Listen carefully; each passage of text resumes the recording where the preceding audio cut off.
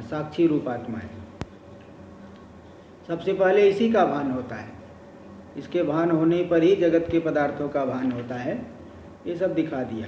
18वां श्लोक आ गया था, स वेत्ति वेद्यम तत्सर्वम नान्यस्तस्यास्ति वेदिता विदिता विदिताभ्याम तत्पृथक बोध स्वरूपकम। यह सभी वेद्य पदार्थों को जानता है, उसको जानने वाला कोई नहीं, क्योंकि वह विदित से भी भिन्न है, अविदित से भी, ज्ञात अज्ञात सभी से भिन्न है। फिर क्या स्वरूप है? बोध, पृथक, इसे पृथक बोध स्वरूप है। तो ऐसे बोध स्वरूप आत्मा का जितना भी बोध हो रहा है आपको जगत में, कोई भी पदार्थ का ज्ञान हो रहा है, तो ज्ञान अंश तो आत्मा का अनुभव है, आत्मरूपी अनुभव। तो बोध होने पर भी जिसको जो है कहेगा कि मुझे तो आत्मा का साक्षात्कार नहीं हो रहा है, तो ऐसे मंद बुद्धि वाले को शास्त्र किस प्रकार से बोध कराए? इसलिए ज्ञान अंश जो है साक्षी रूप से ही आत्मा को ही जाने, सबको जानने वाला जो ज्ञान अंश है सब जगह वही आत्मा है। फिर ये बताए बोध का तो ज्ञान नहीं हो रहा है, तो बोले बोध का ज्ञान नहीं, ये जो कथन है व्याघात दोष से युक्त है।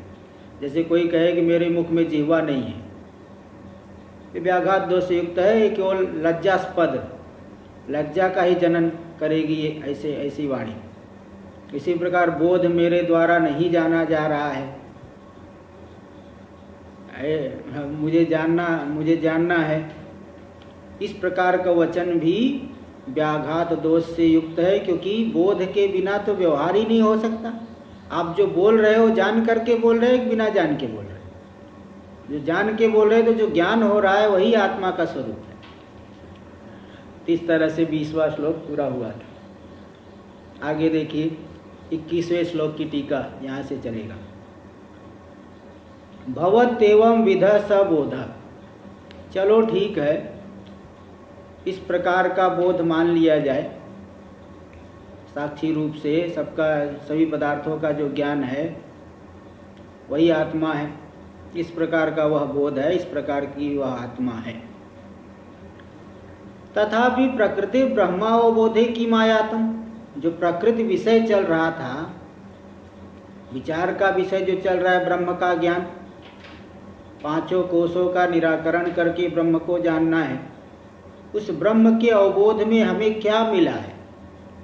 इन सब वाक्यों के द्वारा क्या मिल गया?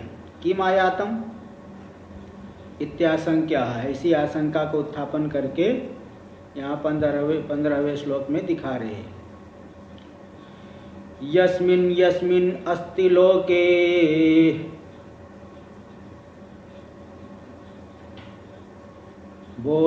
बोधस्तत्तदुपेक्षणे यद्बोधमात्रं तद्ब्रह्मे तेवं धीर ब्रह्म निश्चयः।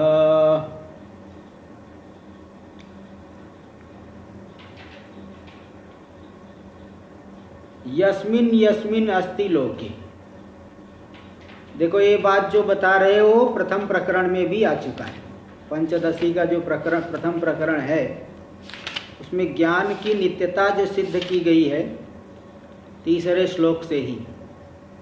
शब्द स्पर्शादयो वेद्या वैचित्र्या जाकरे पृथक तथो विभक्ता तत्संविधायक रूप्यात्म भिद्यते। तो तीसरे श्लोक से लेकर के 8वें श्लोक तक, 7वें श्लोक तक ज्ञान जो है एक ही है, नित्य है, स्वयं प्रकाश है, ये बात वहाँ बताई गई। तो जागृत आदि अवस्थाओं में विषय ही बदल रहे, ज्ञान नहीं बदल रहा है। ज्ञान तो एक रस है, किंतु ज्ञान रूपी प्रकाश में विषय ही बदल रहे हैं, इसलिए ज्ञान नित्य है।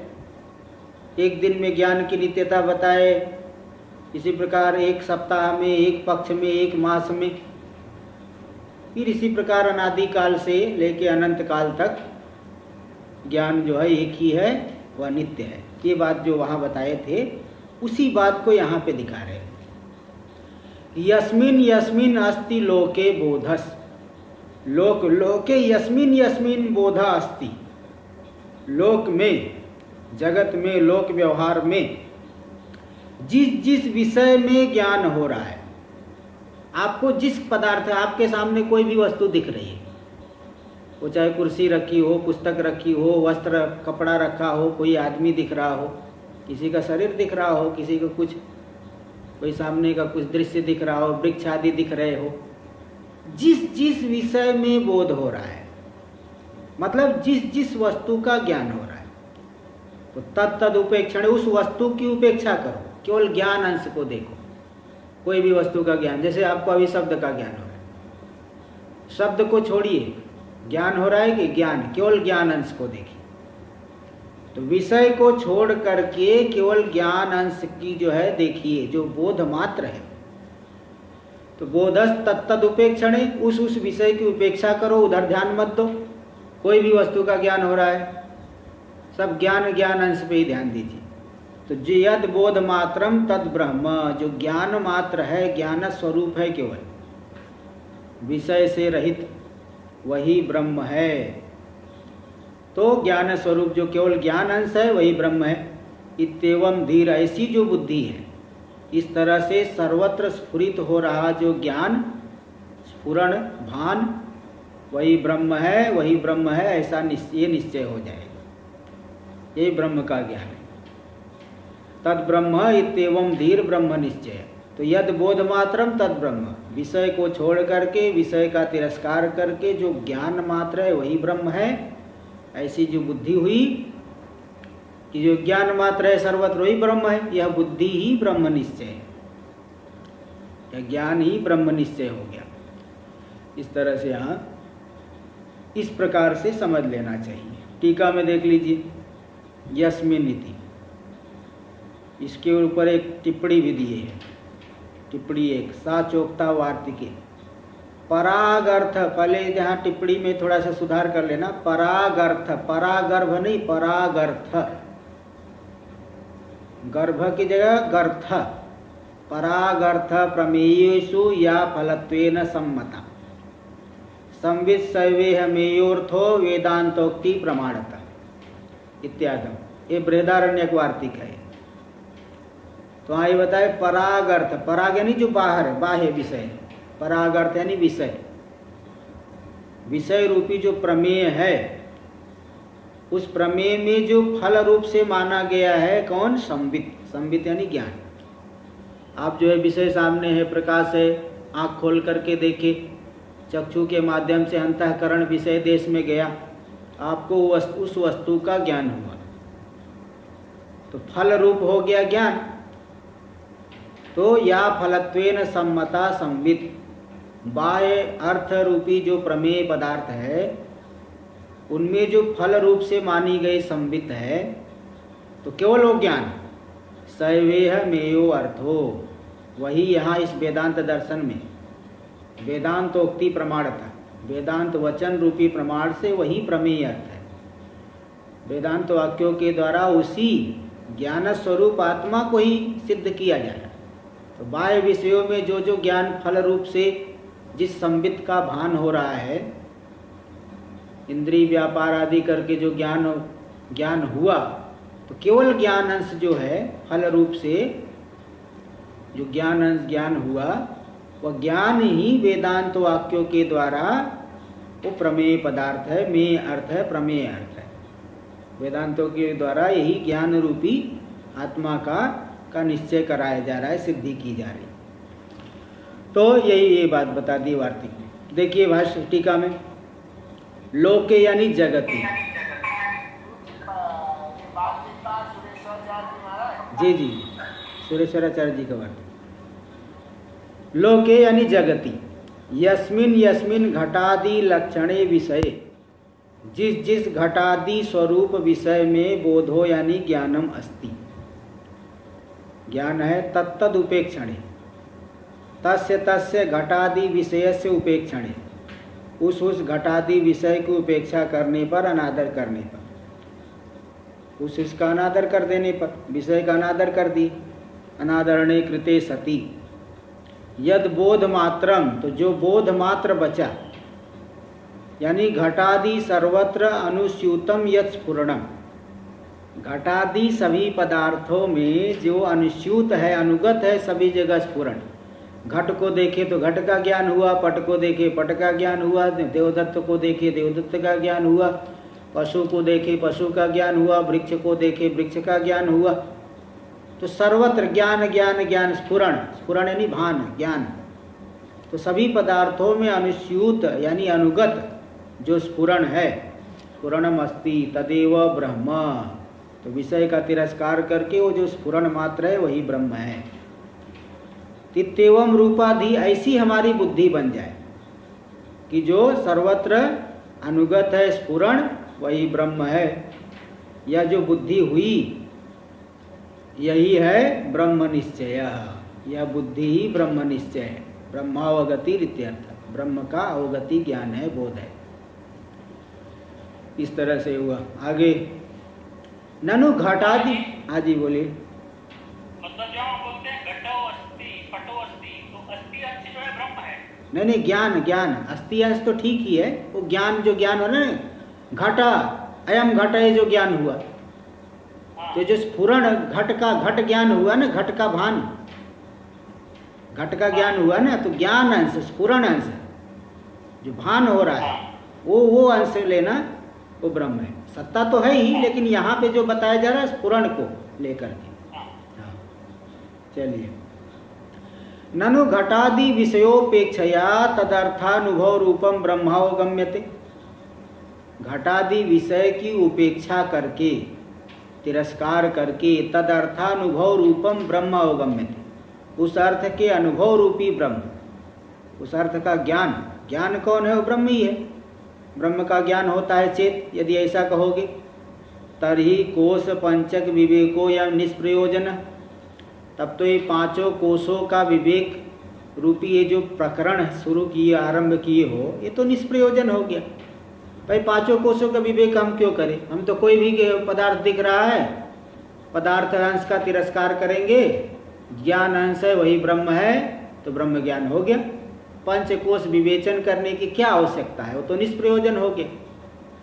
तो प्रतिज्ञा विरोध, भाई देखिए शास्त्रार्थ जब होता है तो जो प्रतिज्ञा किए हो उस प्रतिज्ञा के अनुसार वस्तु की सिद्धि करनी पड़ती है।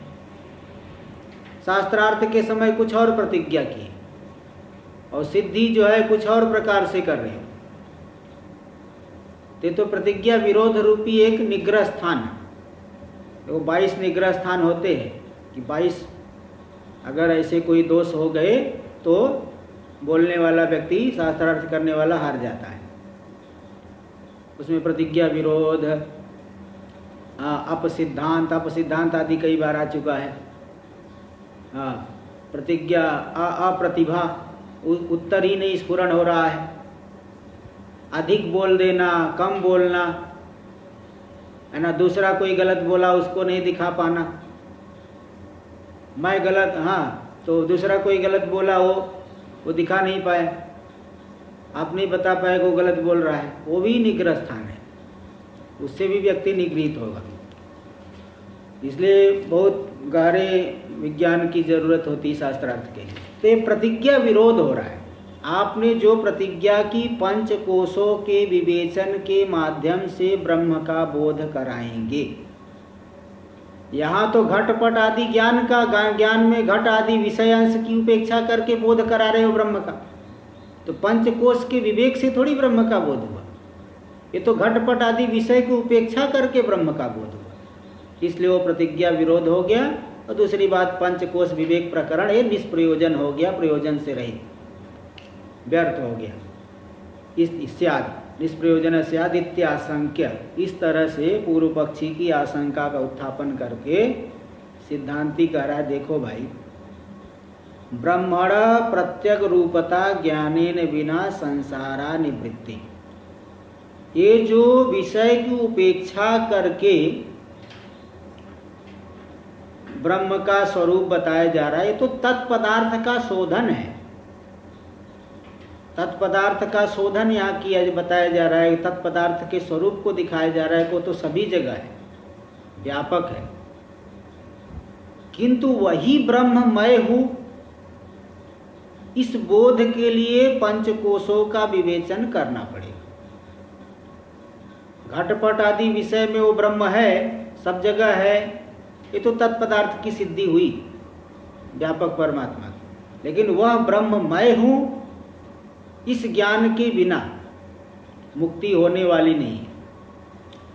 इसलिए ब्रह्मणा प्रत्यग रूपता ज्ञानेन बिना, ब्रह्म की प्रत्यग रूपता, ब्रह्म प्रत्यग रूप है, सर्वांतर है, सभी जीव रूप वही है, ब्रह्म से अतिरिक्त कोई जीव नहीं है, जीव ब्रह्म रूप ही है। तो ब्रह्मणा प्रत्यग रूपता ज्ञानेन बिना संसारा निवृत्ते है, ब्रह्म की पर प्रत्यग रूपता के बिना, सर्वांतर वही ब्रह्म है, सभी प्राणियों में वही ब्रह्म है, इस ज्ञान के बिना संसार की निवृत्ति नहीं होगी।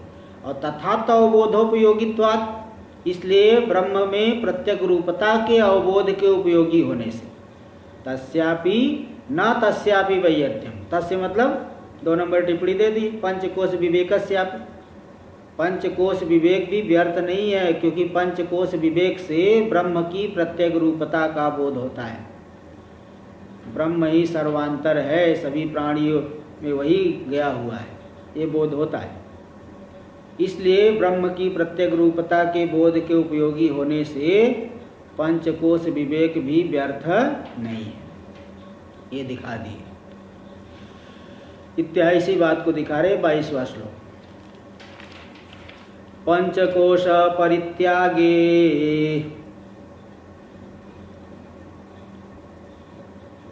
साक्षी बोधावशेषतः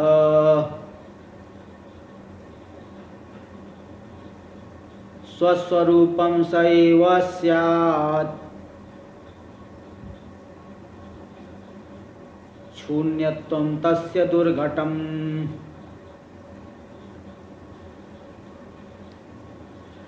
पंचकोश परित्यागे, 5 कोशों का परित्याग कर देने। 5 कोशों का कैसे परित्याग करोगे? क्या जाके अग्नि में बैठ जाओगे क्या? अग्नि में नहीं बैठना है, 5 कोश मिथ्या है, यह निश्चय करना ही परित्याग है ना, निश्चय कर लेना ही परित्याग है। कोई आग में अग्नि में बैठ जाना, अथवा विष खा लेना, अथवा कोई जो है अपना कुछ नुकसान कर लेना, ये इसको परित्याग नहीं कहते। परित्याग का मतलब है अनात्मत्व बुद्धि से इनका जो है सत्यत्व बुद्धि का निराश करना, आत्मत्व बुद्धि को छोड़ देना, यही मैं हूँ इस बुद्धि को छोड़ना, यही हो गया पंचकोश का परित्याग। ये आत्मा नहीं है, ये सब दिखाया गया हेतु कि स्थूल शरीर आत्मा क्यों नहीं है, क्योंकि ये तो उत्पत्ति विनाश वाला है, बदलने वाला है, प्राण भी जो है विकारी है, ये सब हेतु दिखाया गया था पूर्व में सबके लिए हेतु दिखाया गया।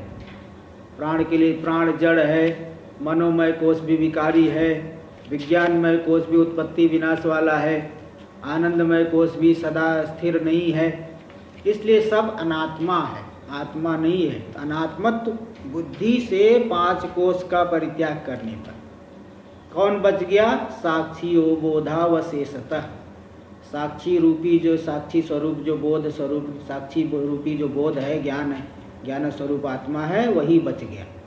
इन 5 कोशों के जो निषेध का जो साक्षी है,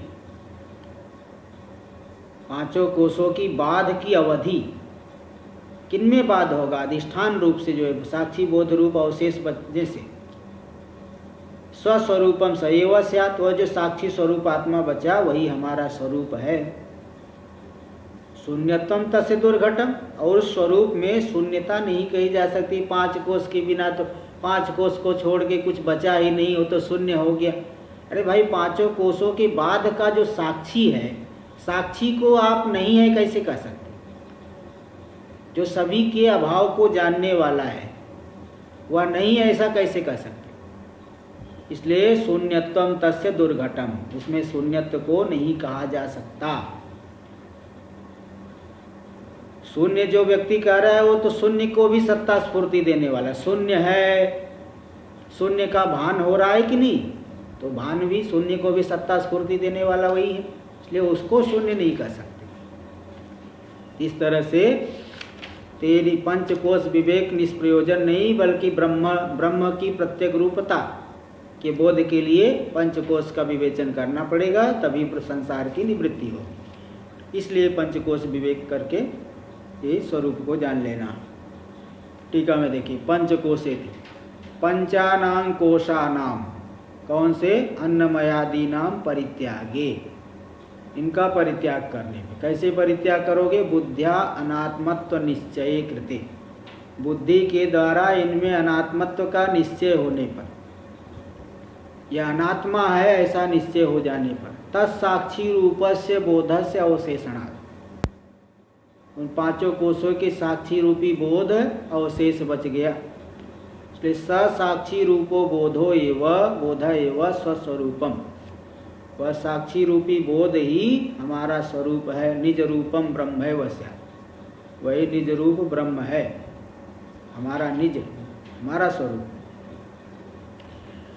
ननु अन्नमयादि नाम अनुभव सिद्धा नाम त्यागे शून्य परिशेष स्यात्, बोले अन्नमयादि जो है, जो अनुभव से सिद्ध है, उनका त्याग कर दोगे तो शून्य बचा। यद्यपि इस शंका का निराकरण पूर्व में हो चुका है, फिर भी उसी को दृढ़ करने के लिए वो बात फिर से बैठ जाए, इसलिए फिर से जो है पूछ रहे हैं कि अन्नमय आदि जो अनुभव से सिद्ध है, इनका त्याग कर दोगे तो शून्य, कुछ नहीं बचा। भाई जो आपको अनुभव में आ रहा है उसको छोड़ दिए, तो जो अनुभव में नहीं आ रहा है उसको कैसे मान लोगे? तो शून्य परिशेष हो जाएगा। बोले नहीं, सिद्धांति कह रहा नहीं, ऐसा नहीं, उसका अनुभव नहीं आ रहा है, ऐसा नहीं कर सकते, क्योंकि साक्षी रूप से आत्मा का अनुभव तो कई बार बताया जा चुका है, स्वयं आप अनुभव कर सकते हैं। शून्यत्वम तस्य दुर्घटम, इसलिए आशंका करके निवारण कर दिए कि नहीं, शून्यत्व नहीं बता सकते उसमें। तस्य साक्षी बोधस्य शून्यत्वम दुर्घटम दुस्संपाद्यम इत्यर्थ। उस साक्षी बोध स्वरूप जो आत्मा है, ज्ञान स्वरूप आत्मा है, उसमें शून्यत्व को घटा नहीं सकते, शून्यत्व को सिद्ध नहीं कर पाओगे। दुस्संपाद्यम, उसको संपादन करना, सिद्ध करना बड़ा कठिन है, नहीं संपादन कर पाओगे इत्यर्थ। इसलिए वह शून्य साक्षी स्वरूप आत्मा को मानना पड़ेगा। दुर्घटत्व में उपपादयति, दुर्घटत्व का उपादन कर रहे हैं, उसकी सिद्धि करते हैं 23वें श्लोक में। अस्ति तावत् स्वयं नाम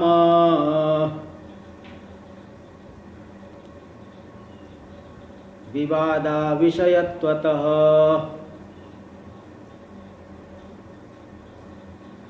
स्वस्मिन्नपि विवादश्चेत् प्रतिवाद्यत्र को भवेत्। अस्ति तावत् स्वयं नाम, सबसे पहली बात कि ये स्वयं, तावत और नाम शब्द प्रसिद्धि अर्थ में है, प्रसिद्ध है कि भाई स्वयं तो है। तावत और नाम शब्द प्रसिद्धि अर्थ में है कि ये प्रसिद्ध है कि स्वयं तो है।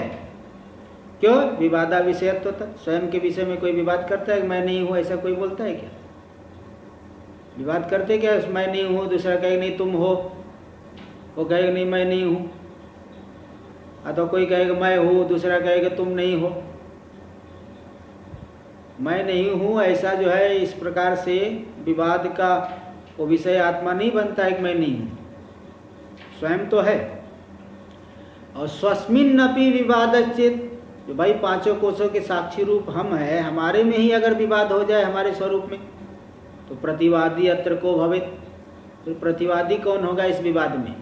तो विवाद में दो होते हैं, वादी प्रतिवादी, पक्ष विपक्ष। जैसे संसद भवन में दो होंगे, पक्ष विपक्ष, अपोजिशन रहेगा और एक जो है जो चला रहे गवर्नमेंट। तो पक्ष विपक्ष दो होते हैं, वादी प्रतिवादी, वादी यानी पक्ष, प्रतिवादी यानी विपक्ष। तो वादी कहेगा मैं हूं, और दूसरा कहेगा, विपक्ष कहेगा मैं नहीं हूं। भाई जब तुम हो ही नहीं तो तुम विपक्ष कैसे बनोगे? अगर तुम नहीं हो तो विपक्ष कैसे बन सकते हो करके ही विपक्ष हो सकते हो, नहीं हो करके विपक्ष नहीं हो सकते। इसलिए स्वस्मिन्नपि विवादश्चेत, स्व में ही अगर विवाद है तो, यदि है ऐसा विवाद तो प्रतिवादी अत्र को भवेत्। इस विवाद में प्रतिवादी मतलब मैं नहीं हूँ ऐसा स्वीकार करने वाला कौन बनेगा बताओ? जब तुम हो ही नहीं तो ऐसा स्वीकार कर सकते हो क्या? मैं नहीं हूँ ऐसा बोल करके प्रतिवादी कैसे बन सकते जब तुम हो ही नहीं? इसलिए मैं तो हूँ, मेरा स्वरूप तो है, स्वयं के विषय में कोई विवाद नहीं, इसलिए हमारा स्वरूप शून्य रूप है ऐसा सिद्ध नहीं किया जा सकता। टीका में देखिए, अस्ति इति स्वयं शब्द वाच्यम स्वस्वरूपम लौकिकानां वैदिकानां च मते तावद अस्ति एव। स्वयं शब्द का वाच्य जो स्वस्वरूप है, लौकिक हो चाहे वैदिक हो, लोक में भी मैं नहीं हूँ ऐसा कोई नहीं कहता, और वैदिक भी छोटे बच्चे से भी पूछो तुम नहीं, अरे मैं हूँ, तुम नहीं हो, वो नहीं मानेगा। तो लौकिक हो व्यक्ति हो चाहे वैदिक हो, वेद प्रमाण को मानने वाला, तो स्वस्वरूप जो है तो है ही, वो तो प्रसिद्ध ही है। दोनों के मत में ही तावद अस्ति एव, सबसे पहली बात प्रसिद्ध है ही। कुत इत्यतः है, क्यों? क्योंकि वो विवाद का विषय नहीं, स्वरूप अपने स्वरूप के विषय में कोई विवाद करता है क्या? मैं नहीं हूं करके। देखो विवाद के ऊपर टिप्पणी दे दी है, तत्व निर्णय फल कथा विशेषो वाद। देखो 3 प्रकार की कथा होती है, 3 प्रकार की कथा होती है। शास्त्रार्थ जो करते हैं 3 प्रकार की। जो गुरु शिष्य के बीच में संवाद है इसको कहते वाद। शिष्य प्रश्न पूछेंगे जिज्ञासा से, गुरु उत्तर देंगे, तो तत्व निर्णय इससे होता है। गुरु शिष्य की जो ये जो है उसको बोलते हैं विजिज्ञासु की कथा, मतलब जो जिज्ञासा से संवाद कर रहे हैं, जिज्ञासा से शिष्य पूछ रहा है, गुरु उत्तर दे रहे, तो तत्व निर्णय उसमें होता है। तो तत्व निर्णय फलक जो वाद हुआ उसे कहते हैं, और ऐसे कथा को वाद कहते हैं। तत्व निर्णय फल कथा विशेषो वाद। और दूसरा होता है जल्प। शास्त्रार्थ करते हैं ना, अपने पक्ष की स्थापना करेंगे और दूसरे पक्ष का खंडन करेंगे, इस कथा को कहते हैं जल्प। और जिसमें अपने पक्ष को तो नहीं बताएंगे, केवल दूसरे के पक्ष का खंडन करेंगे, इसको कहते हैं वितंडा। वितंडा ग्रंथ है खंडन खंड खाद्यम, श्री हर्ष मिश्र के द्वारा विरचित।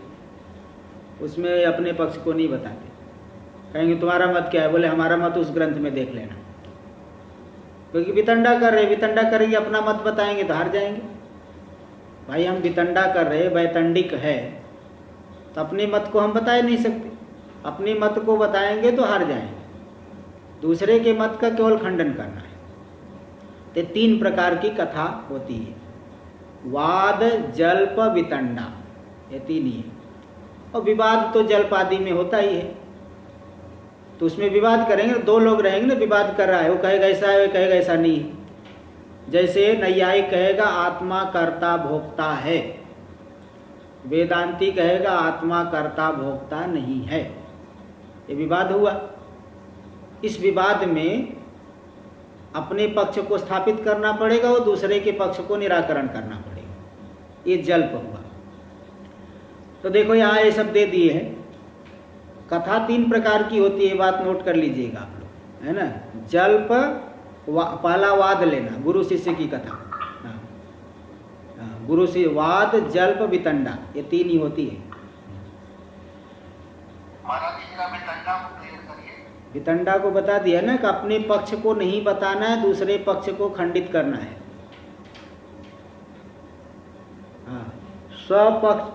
स्वपक्ष स्थापना ही नहीं, यहाँ दे भी रहे, यहाँ भी लक्षण दे रहे, टिप्पणी में भी लक्षण दे रहे, देख लीजिए। तत्व निर्णय फल कथा विशेषो वाद, तत्व निर्णय कथा विशेष रूपी, विशेष हो गया वाद, और विवाद तो भाई सभी जगह होगा, वाद हो, जल्प हो, वितंडा हो। भाई वाद में गुरु के शिष्य को जिज्ञासा, गुरु जी ऐसा कैसे हो सकता है, थोड़ा वो कुछ प्रश्न कर सकता है। अथवा जल्प में भी विवाद होगा, ये कहेगा ऐसा नहीं है, दूसरा कहेगा ऐसा है। तो विशिष्टो जल्पादि घटितो वादो विवाद, जल्पादि से घटित वाद हो गया विवाद, विशिष्ट वाद को विवाद कह देंगे जिसमें जल्पादि हो। देखो जल्प किसे कहेंगे, उभय साधनवती विजिगीषु कथा जल्प, कल्प नहीं जल्प कर देना। उभय साधन वाली जो विजिगीषु, विजिगीषु मतलब जो जीतना चाहते हैं, विजिज्ञासु कथा होती वाद, विजिगीषु, विजिगीषु मतलब जो जीतने की इच्छा से जो कथा करेंगे दो लोग, ये भी जीतना चाहता है, वो भी जीतना चाहता है। तो उभय साधनवती मतलब अपने पक्ष की भी स्थापना करना है, दूसरे पक्ष का निराकरण भी करना है। तो ऐसी जो दो साधन वाली विजिगीषु कथा हो गई, जल्प हो गई। और वितंडा किसे कहेंगे, स्वपक्ष स्थापना हीन, अपने पक्ष को की स्थापना नहीं करेंगे, अपने पक्ष को नहीं बताएंगे, केवल पर पक्ष का निराकरण करेंगे। ऐसे कथा विशेषो वितंडा, ये वितंडा इति सर्वदर्शन संग्रह, ये सर्वदर्शन संग्रह। और हम लोगों को तो बृहद प्रस्थान हम लोग पढ़े हैं, पाठ चलाया भी हूँ मैं एक बार उसका, खंडन खंड खादि का। तो वो वितंडा ग्रंथ है, खंडन खंड खादि, वो सब थोड़ा क्लिष्ट ग्रंथ है, बहुत न्याय पढ़ना पड़ता है उसके लिए। ते जो है वितंडा इति सर्वदर्शन संग्रह, सर्वदर्शन संग्रह ये भी भगवान भाष्यकार के ग्रंथ है, उसमें 1006 श्लोक है, उसमें आया है। इस तरह से दिखा दिए।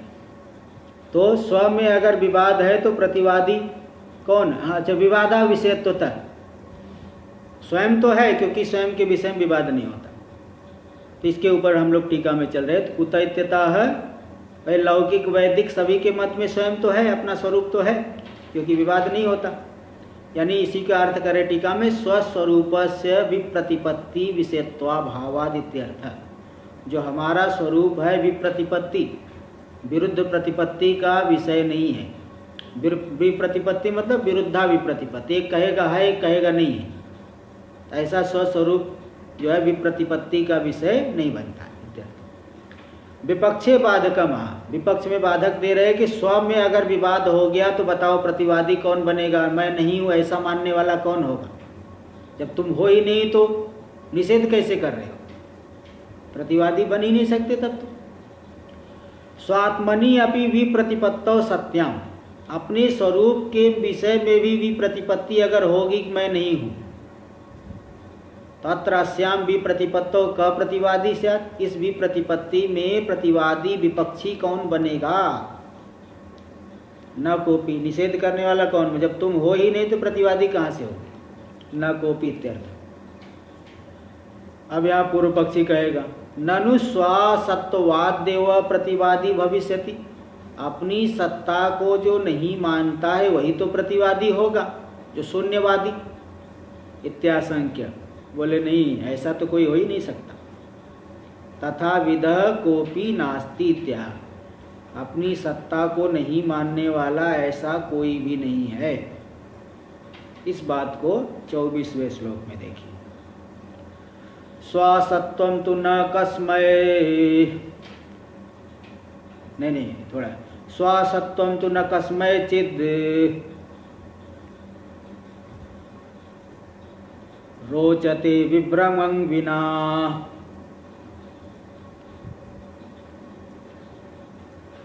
अतएव श्रुतिर्बाधं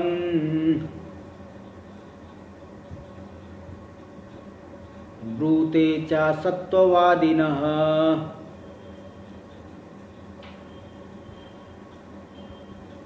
कस्मैचित् विभ्रमं विना स्वासत्वं तु न रोचते, किसी भी आदमी को भ्रांति दशा को छोड़ करके, विभ्रम के बिना यानी भ्रांति दशा को छोड़ करके अपनी असत्ता, मैं नहीं हूँ, ऐसा किसी को भी रुचिकर नहीं लगता, ऐसा कोई नहीं मानता।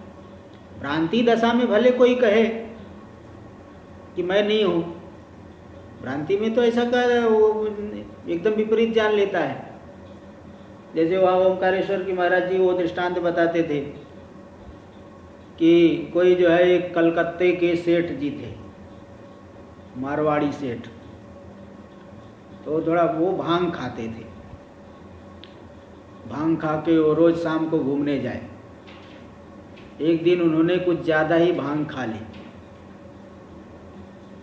और घूम करके जब आए तो कमरे में कोने में अपनी छड़ी रख देते थे, जाके अपने बिस्तर पे लेट जाते थे।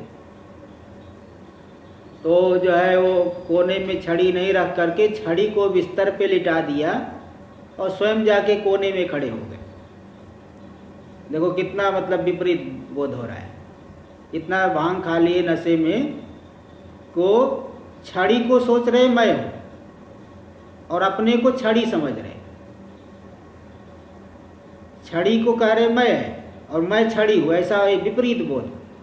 इसलिए छड़ी को बिस्तर पे लेटाया और स्वयं कोने में जाके खड़े हो गए। बाद में उनका नौकर आया चाय लेके आया नौकर, बोला बाबूजी आप यहाँ क्यों खड़े हैं? तो वो डांटे, बोले चुप चुप, देखता नहीं सेठ सो रहा है, चुप रह, देख सेठ सो रहा है। तो ऐसा दृष्टांत तो देते थे। तो मतलब भ्रांति दशा में भले व्यक्ति जो है अपनी सत्ता को न माने, लेकिन ठीक ठाक दशा में बुद्धि सही है तो मैं नहीं हूँ ऐसा कोई नहीं कह सकता। इसलिए यहाँ पूर्वार्ध में यही दिखा दिए कि कस्मय चेद विभ्रमं विना स्वासत्वं तु न रोचते अतएव श्रुति ही असत्ववादिनम च बाधं ब्रूते। इसलिए श्रुति जो है, जो असत्ववादी है, मिथ्या मानता है, शून्य मानने वाला है, उसका बाध को कहती है। उसको बोलती हो तो असत हो गया, वह स्वयं भी शून्य हो गया। जो असत आत्मा को असत रूप मानता है वह स्वयं असत हो गया, वो तो है ही नहीं, किसी पुरुषार्थ के योग्य नहीं है। ऐसा तैत्तिरीय उपनिषद में कही गई श्रुति ने, वो श्रुति अगले श्लोक में दिखा रहे हैं। पहले टीका देख लीजिए। स्वासत्वमिति भ्रांतिम एकांग विहाय अन्यस्यांग दशायाम स्वस्य अभावः केनापि नांगीक्रियते। केवल एक भ्रांति दशा को छोड़ करके अपने असत्व को, अपने अभाव को किसी के द्वारा भी नहीं स्वीकार किया जाता। इत्यर्थ। कुतः एवं निश्चीयते। भ्रांति में तो भले कोई व्यक्ति कहते कि मैं नहीं हूँ, तुम कोई नहीं है, कुछ नहीं है।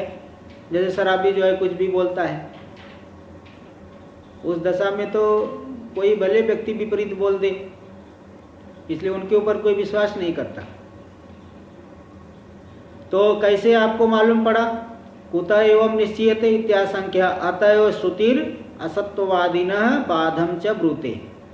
अतः देखो दे रहे यथा कस्मैचित् न रोचते अतएव श्रुतिरपि असत्ववादिनो बाधं ब्रूते। क्योंकि अपनी असत्ता किसी को भी रुचिकर नहीं लगती। मैं नहीं हूँ ऐसा कोई व्यक्ति नहीं मानेगा, बुद्धि अगर ठीक है तो।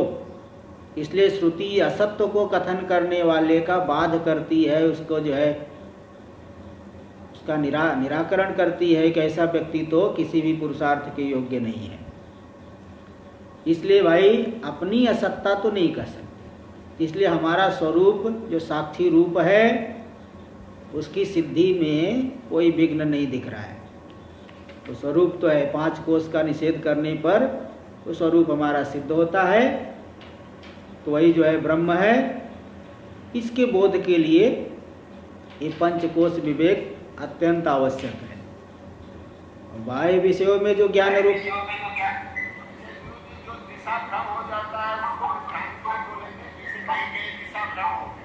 भ्रांति है ना, वो अलग अलग प्रकार की भ्रांति होती है तो भ्रांति मानी जाएगी।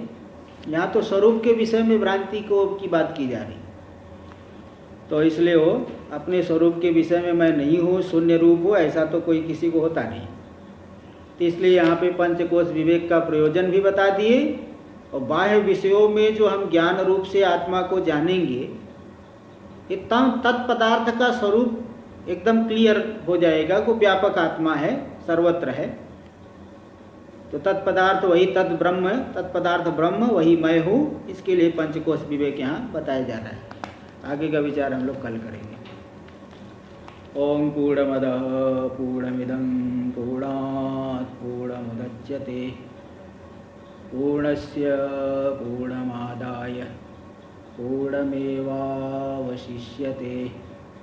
ओम शांति शांति शांति।